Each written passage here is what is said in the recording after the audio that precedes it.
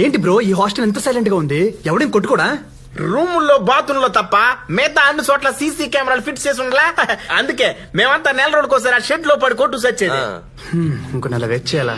మా బాబు నన్ను ఇలా బుక్ చేసినందుకు.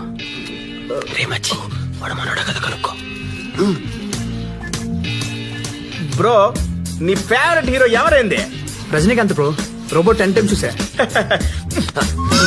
ఆడి ఫేవరెట్ హీరో రజనీకాంత్ అని చెప్పట్లే ముట్టాల్. ఇంకేంది డౌట్? మచ్చి వాడు తెలుగు చాలా పర్ఫెక్ట్ గా మాట్లాడు. మచ్చి అది అడుగు అడుగు.